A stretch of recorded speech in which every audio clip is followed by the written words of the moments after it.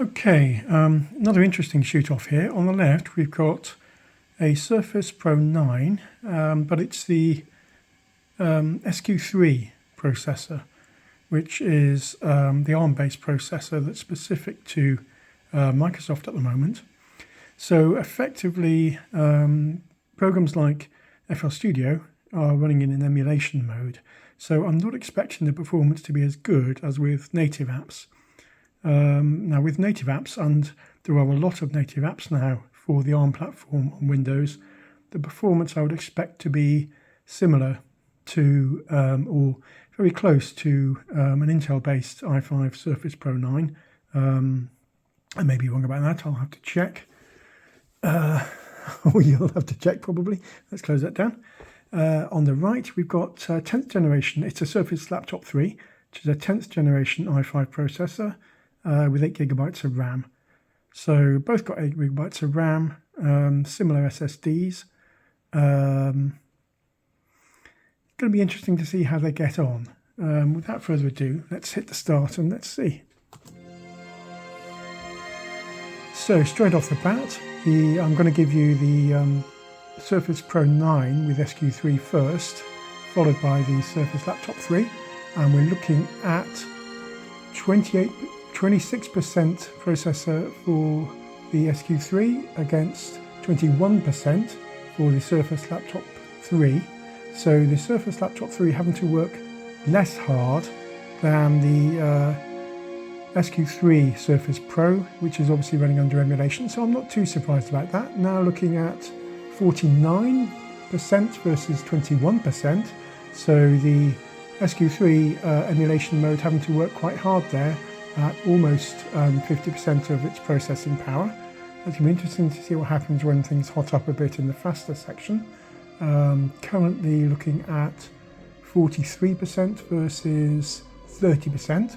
So close the gap a little bit there, but this is the faster section coming up where there's a little more processing required. So we're now looking, and they were out of sync as well, which is interesting. I've seen this before on some of the other tests. Let's not worry too much about it. We're now looking at 51% for the SQ3 versus 31% for the Surface Laptop 3. With the i5 processor. So, and the Surface Laptop 5 processor just shot up to 70% versus 48% for the SQ3. So that's a bit of a turnaround. As you can hear, they have gone out of sync, and I don't really know why. But let's not worry too much about that because they're at similar points within the music, as you can see on the timeline. 53% on the left versus 34% on the right now. So the Surface Laptop 3 had a bit of a glitch, but is certainly having to work less hard than the SQ3 based Surface Pro 9. And I think we're getting back into the slower section now, and we're looking at 44% for the SQ3 versus 23% for the Surface Laptop 3 with the i5 processor. And that's probably enough to tell us how we're doing. Certainly that's not a surprise. I mean, the Surface Pro 9 with the SQ3 processor is a lovely device. It has a SIM card slot, and the battery life is exceedingly good. I think it's something like 12 or 13 hours as a result of the ARM processor. And if anything, that's only going to get better as Microsoft work on the Windows 11 version of ARM, which still has some way to go, I think. And also they get more third-party suppliers on board with ARM-based versions of their software.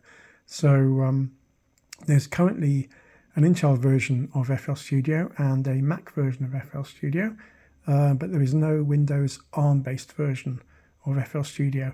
And considering it's running under emulation, still perfectly usable, and you're going to get quite good graphics performance in some of the native apps with the SQ3-based Surface Pro 9. And I think the SQ3 processor is also extremely good for AI processing. but that's a different ball game, and it's not something we're looking at now with FL Studio, so not really relevant to what we're looking at. I'm starting to blabber, so let's call it a day there. Thanks very much for your time. Hope you've got something out of it. If you want to see more videos like this, then hit the notification bell. If you've enjoyed this video, hit the like button. Thanks very much for your time.